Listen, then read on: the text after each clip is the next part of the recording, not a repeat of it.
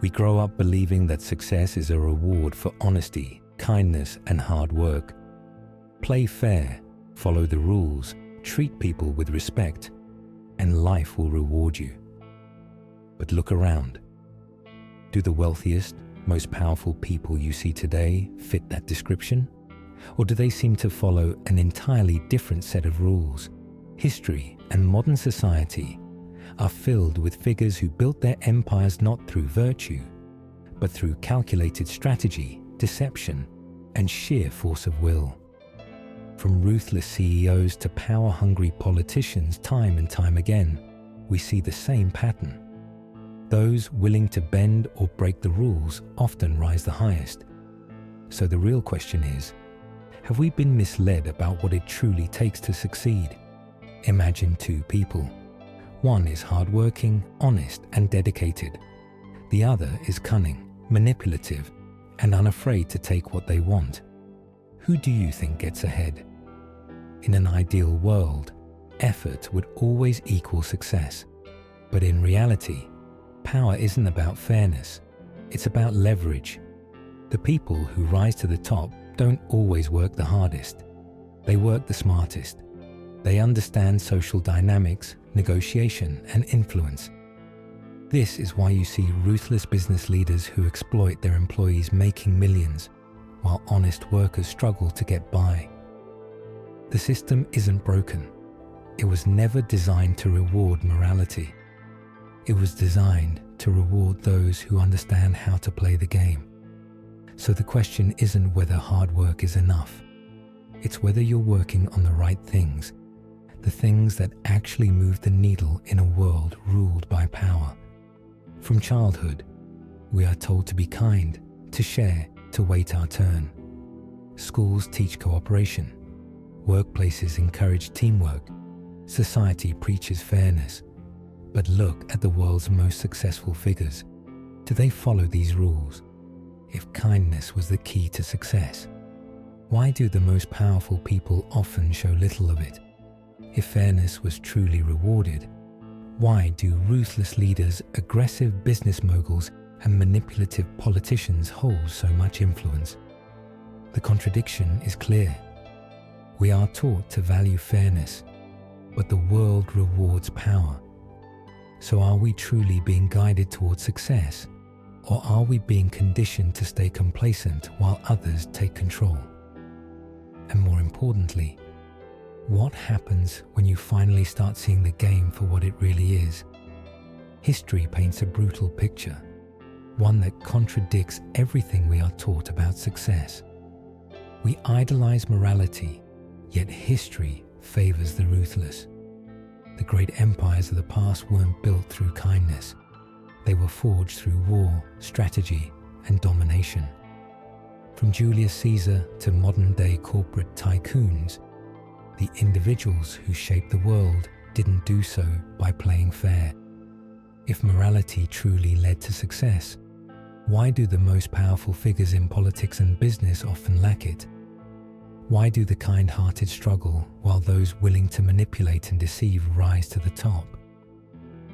The truth is, power has never belonged to the most ethical. It belongs to those who understand how to wield influence, control narratives, and seize opportunities, often at the expense of others. This doesn't mean morality is useless, but it does mean that morality alone is not a strategy for success.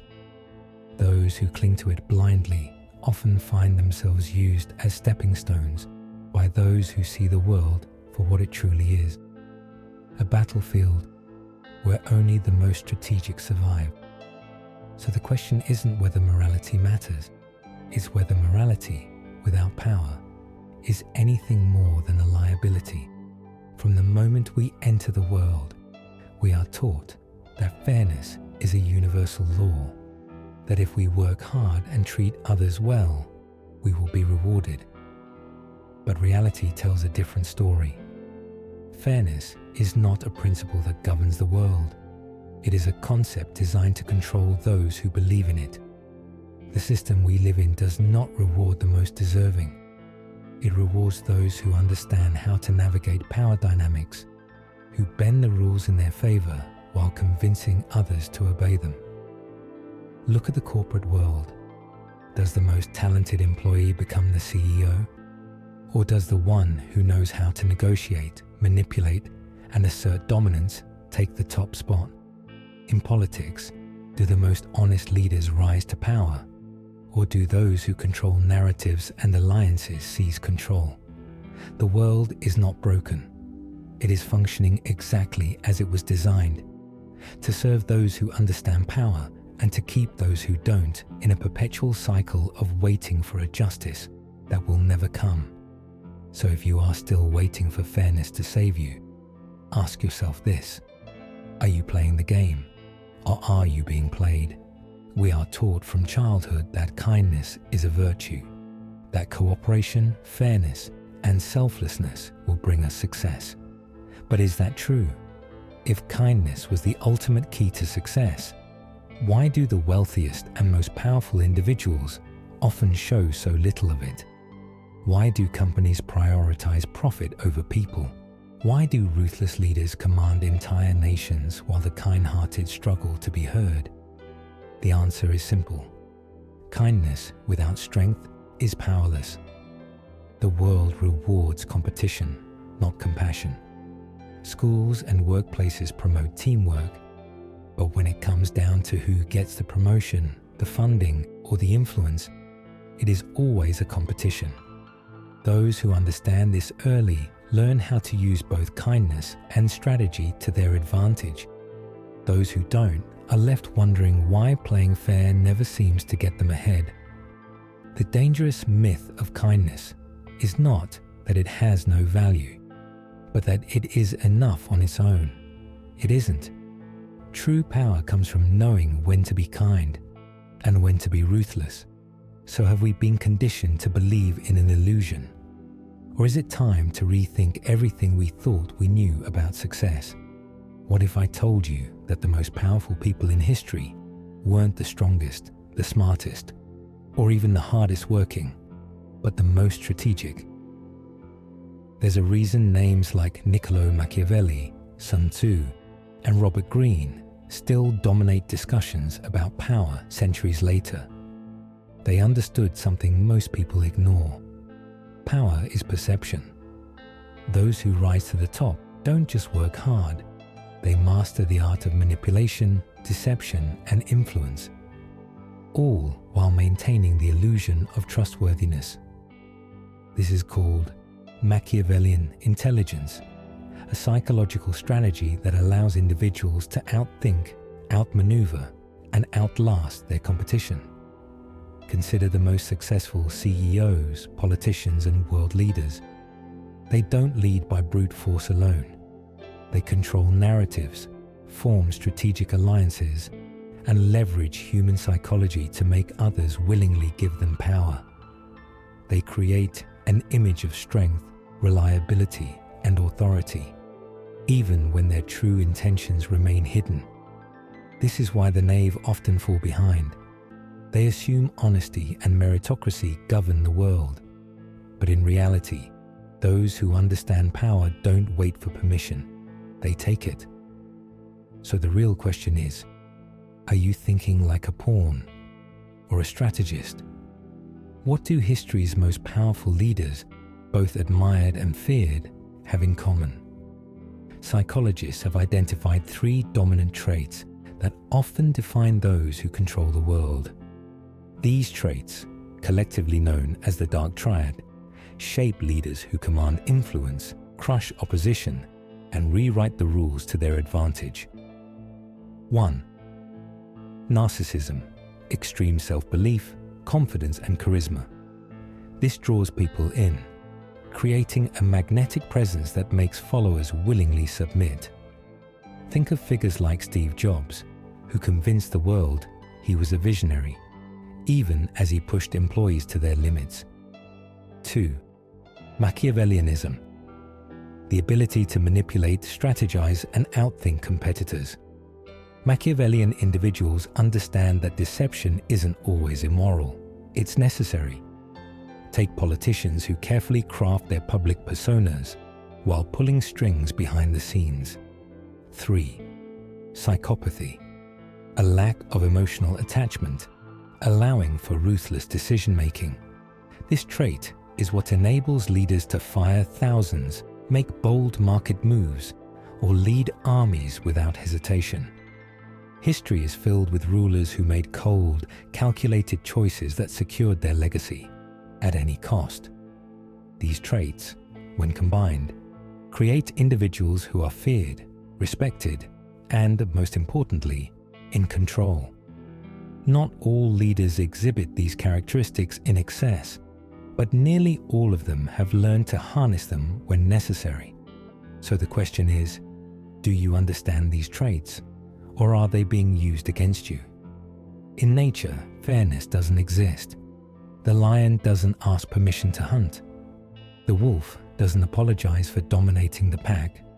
Strength, strategy, and decisiveness dictate survival. Yet, humans believe in an artificial system of fairness, convinced that morality alone determines success. But look closely. Every major civilization, every powerful institution, every dominant figure in history rose through a combination of intelligence, aggression, and the ability to seize opportunity.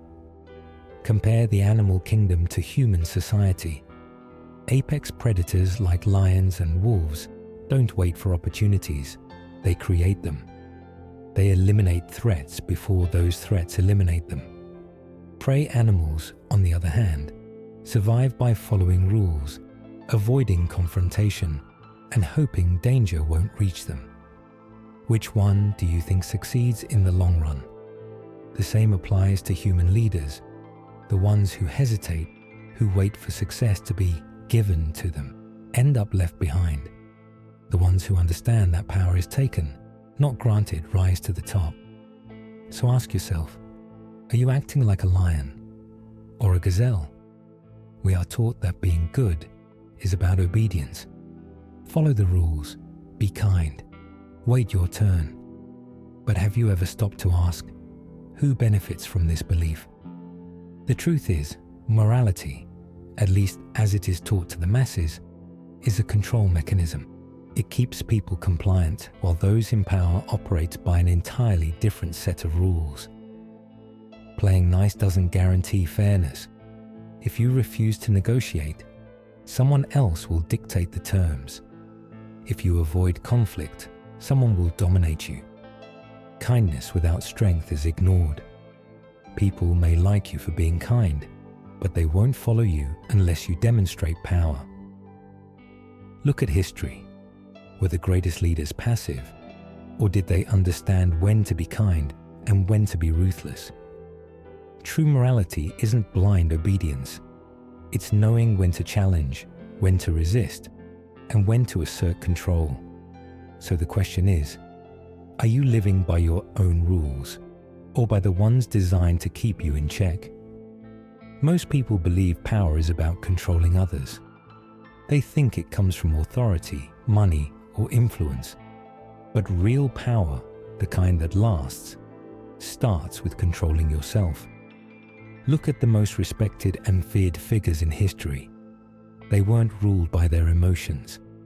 They weren't easily swayed by others. They understood a fundamental truth. He who controls himself controls everything else. Self-mastery means controlling your reactions, emotions, and impulses. It means staying calm when others panic, being patient when others rush, and thinking strategically when others act recklessly. Those who lack self-control are predictable, and predictable people are easy to manipulate. That's why most people remain powerless, because they react instead of strategize. Powerful people, on the other hand, command respect because they exude control. They don't chase power. Power gravitates toward them. So before you try to influence others, ask yourself, have you mastered yourself? Because until you do, you'll always be playing someone else's game. Most people see morality as a fixed rule. Either you're good or you're bad. But true leaders know that morality is a tool, one that must be used strategically. Being kind is not the same as being weak, and being ruthless is not the same as being evil.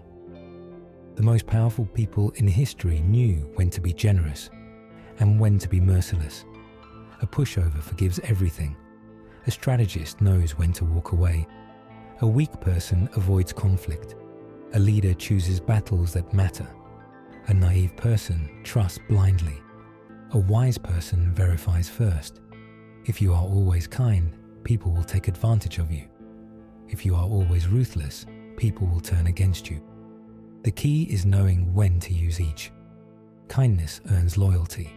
Strength commands respect. Balance creates power. So ask yourself, are you being kind strategically? Or are you being kind because you're afraid of confrontation? Because there's a difference, and only one of them leads to real power. History does not remember those who waited for fairness.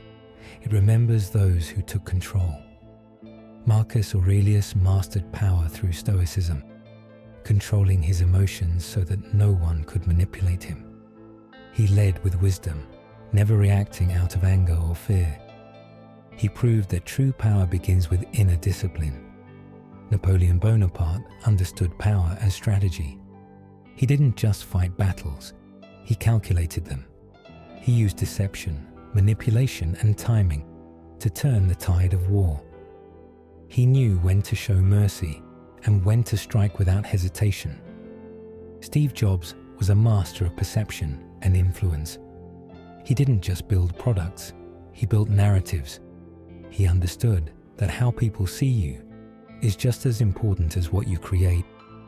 His confidence and vision made others believe in him, even when he had nothing. These men were not just powerful.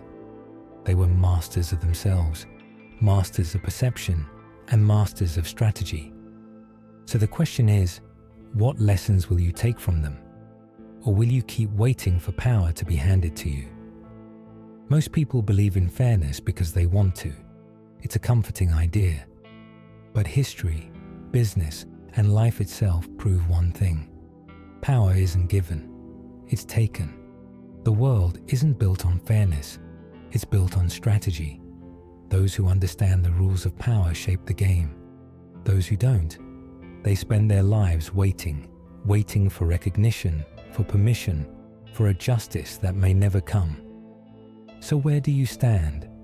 Are you hoping the world will reward you for being good? Or are you learning how to navigate power on your own terms? Because in the end, there are only two kinds of people: those who play the game and those who get played. Which one are you? Power has a reputation problem. Many believe that to be powerful, you must be ruthless, manipulative, and cold. But that's a misunderstanding. Power isn't about exploiting others. It's about understanding the rules of influence. People who fear power reject it entirely. They convince themselves that ambition is immoral, that influence is manipulation. But in reality, power is just a tool. The difference between a tyrant and a great leader isn't whether they use power, it's how they use it. True power comes from awareness, the ability to see the invisible forces at play, social dynamics, persuasion techniques, the psychology of influence. It means knowing when to speak and when to stay silent, when to assert and when to retreat. The difference between ethical power and manipulation. Intent. Manipulation serves only the self. Ethical power creates win-win scenarios. Those who master it don't force control. They command it effortlessly. So the real question is, will you reject power and let others control you? Or will you master it and use it to create the life you want? Power isn't just about intelligence or status. It's about mastering the four core elements that dictate influence. 1. Learn the rules of the game. Negotiation, persuasion, and perception shape reality. The ones who succeed aren't necessarily the smartest, but the ones who understand how people think. 2. Control your emotions.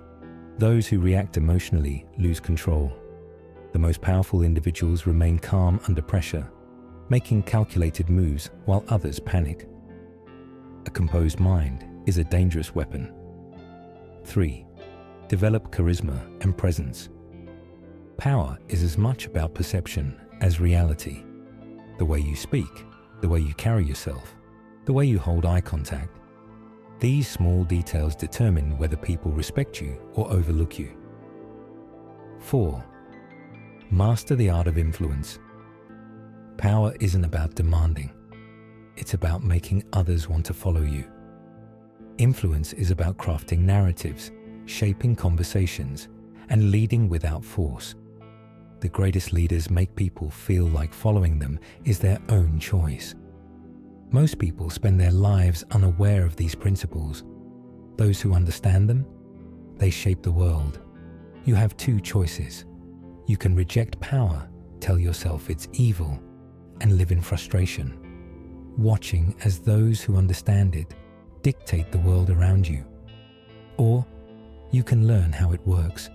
You can become the kind of person who commands respect, shapes their own destiny, and refuses to be controlled. The world will never be fair. Waiting for fairness is like waiting for permission to succeed. It will never come. But you don't need fairness. You need strength, awareness, strategy. So I'll leave you with one final question. Are you ready to step into your power, or will you keep waiting for fairness to save you? The world has never been fair. It never was, and it never will be. History doesn't remember those who waited for justice. It remembers those who took control. You have two options. You can keep believing in a system that benefits those who understand power, hoping that fairness will somehow find you. Or you can learn how power truly works and use it to your advantage. Because here's the truth. Those who don't understand power will always be controlled by those who do. The rules of influence, negotiation, and perception are being used against you every single day by businesses, politicians, and leaders who know exactly how the game is played. The only question is, will you learn to play it? Most people will ignore this message. They'll dismiss it as cynical or uncomfortable. But a few, the ones who see reality for what it is, will recognize this as an opportunity. Which one are you? The person who waits or the person who acts? We are taught that morality is a virtue, that good people follow the rules and bad people break them. But in a world ruled by power, is morality a strength or just a tool used to keep you obedient? The most powerful figures in history didn't abandon morality. They used it. They understood when to be kind and when to be ruthless, when to forgive and when to strike. The difference between winners and losers isn't ethics, it's strategy. So here's the question. Are you ready to see the world as it is? Or will you keep believing in a system designed to hold you back? Because in the end, those who refuse to think for themselves are destined to follow those who do. Now it's your turn. Do you believe fairness exists? Or is it just an illusion? Drop your thoughts in the comments. I want to hear what you think. And if this made you question what you've been taught, share it with someone who needs to hear it. Because the truth is uncomfortable, but it's better than living a lie. For more content that challenges everything you thought you knew, hit subscribe. Because once you start seeing the world differently, there's no going back.